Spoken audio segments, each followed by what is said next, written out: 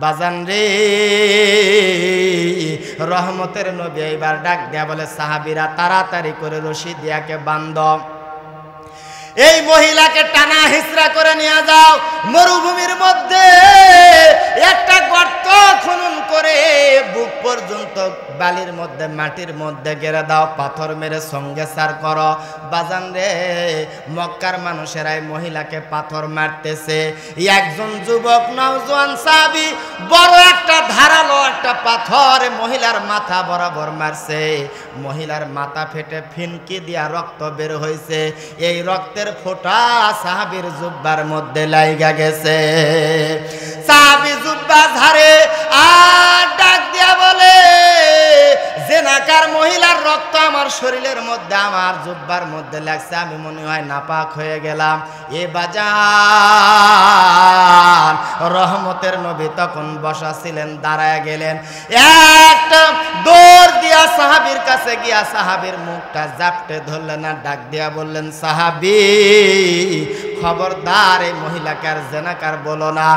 এ সাহাবী, বারবার আমি নবী এই মহিলাকে বাড়ির মধ্যে ফিরিয়ে দিছি, কিন্তু মহিলা বারবার আমি নবীর কাছে আসছে পবিত্র হওয়ার জন্য, পবিত্রতা অর্জন করার জন্য। সাহাবীরে, জগৎ বিখ্যাত একজন আলেম, পৃথিবীর সেরা একজন আলেম, এই আলেমের নাম আল্লামা তকি উসমানী দামাত বারকাতুহুমুল আলিয়া। পৃথিবীতে এমন কোনো আলেম নাই, এমন কোনো হুজুর নাই যে আল্লামা তকি উসমানীকে চিনে না। এত জগৎ বিখ্যাত বড় একজন মাপের আল্লাহওয়ালা মানুষ, আলেম, মুফতি সাহেব। উনি বিভিন্ন দেশ সফর করেন, বিভিন্ন দেশ সফর করেন এবং সফর করাটা ওনার খুবই একটা প্রিয় কাজ। তো উনি আমেরিকাতে গেছে সফর করার জন্য। এক এলাকা থেকে আরেক এলাকাতে যাবেন, সঙ্গত কারণে উনি ট্রেনে যাচ্ছেন, ট্রেন সফর।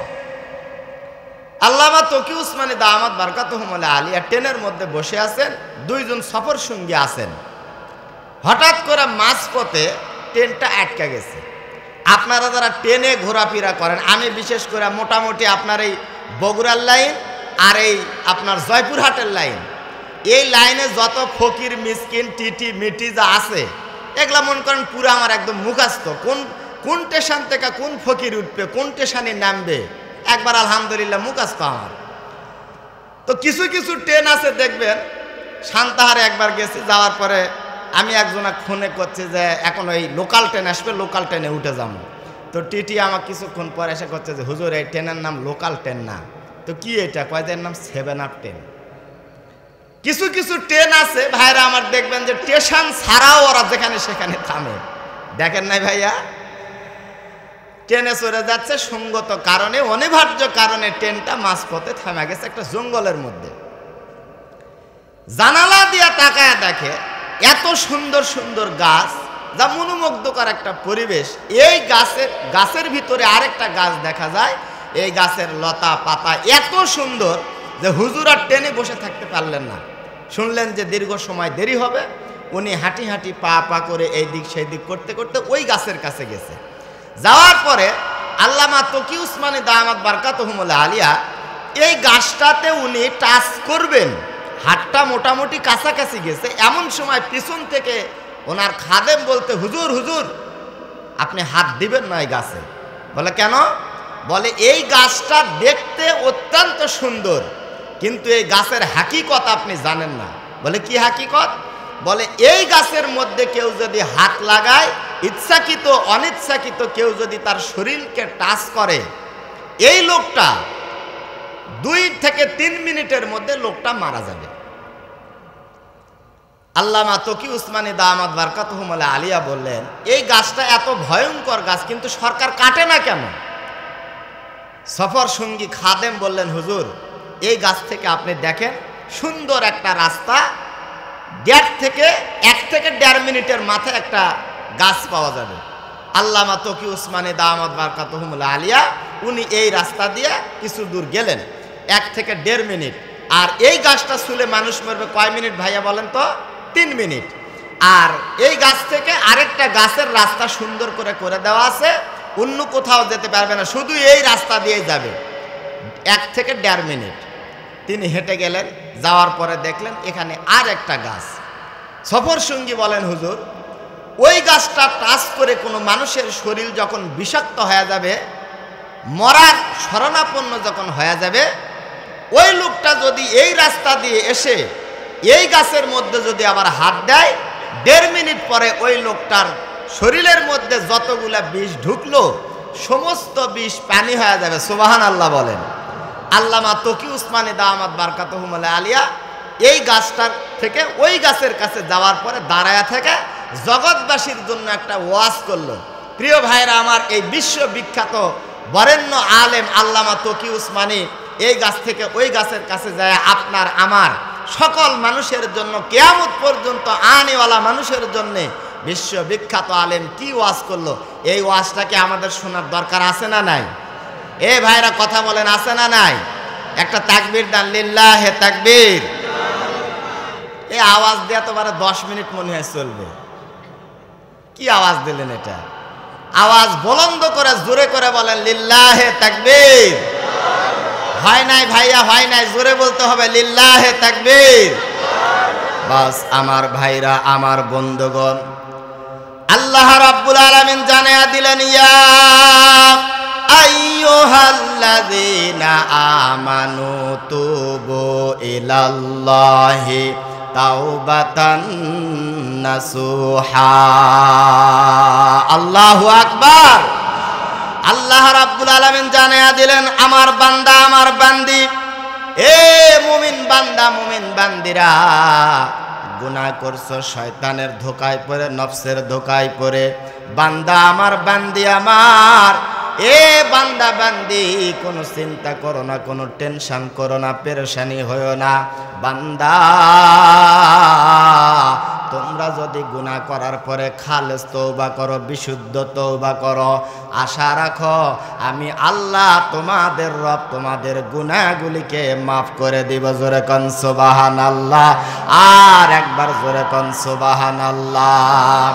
ইসলামের দরদি, এ দরদিনী মায়েরা, কপালের মধ্যে আগুন লেগেছে বাবা, একটা কথাও মুখ দিয়া বের করবেন না, আমার এই কথাগুলা দিলের কান দিয়া শুনবেন।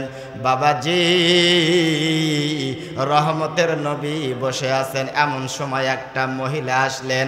এই মহিলাটা নবীর সামনে দাঁড়ায়া সালাম দেওয়ার পরে ডাক দিয়া বললেন, জানাই তো তহারনি, ও নবী আমি জেনা করছি, আপনি আমারে পবিত্র বানান। আল্লাহ নবী এইবার বাজান এই মহিলা থেকে মুখটা ফিরায়া অন্যদিকে মুখটা করে বসলেন। মহিলাটা নবীর সামনে গেলেন, আবার ডাক দিয়া বললেন, জানাই তো তহারনি, ও নবী মেহেরবানি করে আপনি আমাকে পবিত্র বানান, আমি জেনা করছি। আল্লাহ নবী দ্বিতীয়বার মুখটা ঘুরে যখন অন্য দিকে বসছে, এই মহিলাটা আবার নবীর সামনে গিয়ে বলতেছে, জানাই তো তহারনি, ও নবী আমি জেনা করছি, আপনি আমাকে জেনার থেকে বাঁচান। ভাইয়া রে, আল্লাহ নবী ডাক দিয়া বললেন, মহিলা তুমি যে জেনাকারিনী, এটার প্রমাণকে আমি একটু জানতে চাই। বাবাজি, মহিলা ডাক দিয়া বললেন, নবী গো, আমার পেটের মধ্যে জেনার বাচ্চা আছে। আল্লাহ নবী ডাক দিয়া বললেন, মহিলা তোমার পেটের মধ্যে যেহেতু বাচ্চা আছে, জেনার বাচ্চা, অবৈধ সন্তান, মহিলারে শোনো, অন্যায় করছো তুমি, সাজা হবে তোমার, পবিত্র বানানো হবে তোমাকে, কিন্তু তোমাকে পবিত্র তখনই বানানো যাবে তোমার পেট থেকে এই বাচ্চাটা খালাস না হওয়া পর্যন্ত আমি নবী তোমার ফায়সালা দিতে পারবো না। এ ভাইয়া, দুষ করলো যিনি, সাজা হবে তার, ইসলামের আইন এইটা। কিন্তু বাংলাদেশে বাবা এমন একটা পরিস্থিতি, দোষ কে করলো খবর নাই, হুজুর দিয়া জেলখানা ভর্তি। কথা বলেন ঠিক কিনা? হুজুর দিয়া জেলখানা ভর্তি।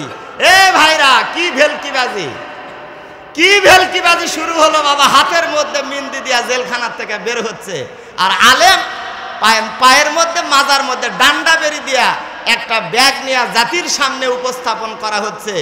আর যারা কলমের খোঁচা দিয়া লক্ষ লক্ষ মিলিয়ন বিলিয়ন টাকা এদেশের ব্যাংকে জমা হচ্ছে না, অন্য দেশে বাংলাদেশে ছোট্টখাট্ট একটা বাড়ি, এমপি হওয়ার পরে কানাডাতে বাড়ি। এ ভাইয়া, এরাই হলো বাংলাদেশের দুলা ভাই, আর আমরা হুজুর, আমরা হলো শালা। জেলখানার মধ্যে থাকো তুমি। সম্মানিত ভাইরা আমার, বন্ধুগণ, এ জানাকার মহিলা ডাক দিয়া বলতেছে, জানাই তো তহারনি, ও নবী আপনি আমারে পবিত্র বানান। নবী ডাক দিয়া বললেন, মহিলারা পেটের মধ্যে জেনাহের বাচ্চা, এই বাচ্চা খালাস না হওয়া পর্যন্ত তোমাকে পবিত্র বানানো যাবে না। মহিলা বাজান রে, নবীর দরবার থেকে বাড়ির মধ্যে চলে গেছে।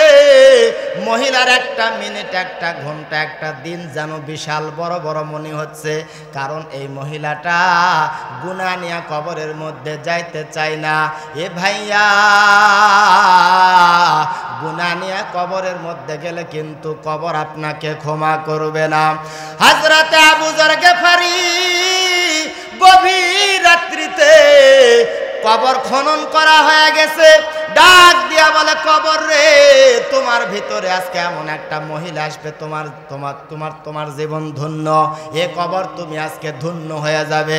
কবর ডাক দিয়া বলে, কে আমার ভিতরে আসবে জানতে চায়? বলে, জান্নাতের সর্দারিনী মহিলা ফাতেমা তোমার ভিতরে আজকে আসতেছে। কবর ডাক দিয়া বলে, আমি চিনি না। বলে, হযরতে আলী আসাদুল্লাহিল গালিব। নবী যার ব্যাপারে বলছে, আনা মাদিনাতুল ইলমি ওয়া আলিউম বাবুহা, নবী বলছেন আমি হলাম এলেমের শহর, আর আমার আলী হলো ওই শহরের দরজা। ওই আলীর বিবি আসতেছে। কবর বলে, আমি চিনি না। বলে, হাসান হোসাইন জান্নাতের সর্দার, দুইজন যুবক হাসান হোসাইনের মা। বলে, আমি চিনি না। কবর ডাক দেয়া বলে, শোনো আবু যর গেফারি, আমি কবর কেবলমাত্র শুধুমাত্র বান্দা বান্দির আমল ছাড়া আমি কিচ্ছু চিনি না। এ ভাইয়া, ওই কবরের পাতেও কি আপনি জোগাড় করছেন? কবরের মধ্যে কিন্তু আপনি খালি হাতে যাবেন, কবরের মধ্যে আপনার সঙ্গে কিচ্ছু যাবে না বাবা। এ বাজার, আমল যদি না থাকে কবরের মাটি আপনার সঙ্গে এমন আচরণ করবে, কবরের মাটি এমন ভাবে আপনাকে চাপ দিবে, এক পাশের হাড্ডি আরেক পাশের হাড্ডির মধ্যে ঢুকা যাবে। প্রিয় ভাইরা আমার, এই মহিলাটা বাড়ির মধ্যে শান্তি পায় না, গুনাহ নিয়া কবরের মধ্যে যেতে চায় না। আল্লাহর বান্দির বাচ্চা খালাস হয়ে গেছে। আল্লাহর বান্দি বাচ্চাটা কোলের মধ্যে নিয়ে নবীর দরবারে চলে আসছে। ডাক দিয়া বললেন, নবী, বাচ্চা খালাস হয়ে গেছে, আপনি আমাকে পবিত্র বানান। এ বাজান, রহমতের নবী ডাক দিয়া বলে, মহিলা রে, বাচ্চা খালাস হলেই তোমাকে পবিত্র বানানো যাবে না। আমার আল্লাহ তোমার বুকের উপরে এই বাচ্চার খাবার মজুদ করে দিয়েছে। এই বাচ্চা এই খাবারটা খাওয়া শেষ করবে, নিজ হাতে রুটি ছিঁড়ে ছিঁড়ে যেদিন খাবার খাওয়া শিখবে, ওই দিন তোমাকে সঙ্গে সার করা হবে, তোমাকে পবিত্র বানানো হবে। এ বাজার, নবী চাচ্ছে মহিলা গোপনে গোপনে তওবা করুক, আল্লাহ মাফ করে দিতে পারে। মহিলা বাড়ির মধ্যে শান্তি পায় না। এই বাচ্চাকে দুধ পান করানো শেষ হয়ে গেল, হাতের মধ্যে একটা রুটি দিয়া কোলের মধ্যে করে নিয়ে চলে আসছে নবীজির দরবারে। ডাক দিয়া বললেন, ও রহমতের নবী। বাজান রে, রহমতের নবী এইবার ডাক দিয়া বলে, সাহাবীরা তাড়াতাড়ি করে রশি দিয়াকে বান্ধ, এই মহিলাকে টানা হিচড়া করে নিয়ে যাও, মরুভূমির মধ্যে একটা গর্ত খনন করে বুক পর্যন্ত বালির মধ্যে মাটির মধ্যে গেড়ে দাও, পাথর মেরে সঙ্গে সার করো। বাজান রে, মক্কার মানুষেরাই মহিলাকে পাথর মারতেছে। একজন যুবক নওজোয়ান সাহাবী বড় একটা ধারালো একটা পাথর মহিলার মাথা বরাবর মারছে। মহিলার মাথা ফেটে ফিনকি দিয়া রক্ত বের হয়েছে। এই রক্তের ফোঁটা সাহাবীর জুব্বার মধ্যে লাইগা গেছে।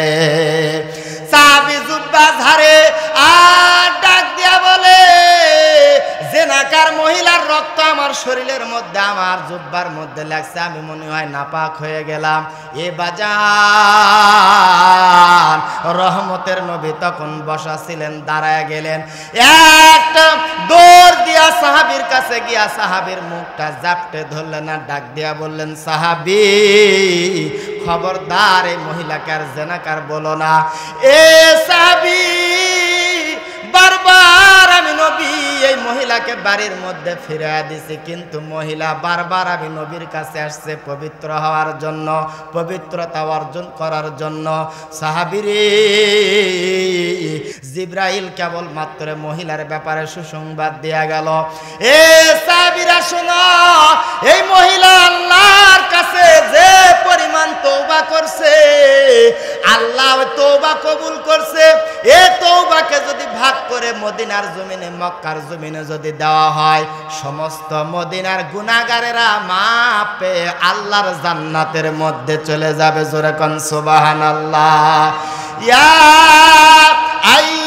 আইয়ুহাল্লাযীনা আমানু তুবু ইলাল্লাহি তাওবাতান নাসুহা।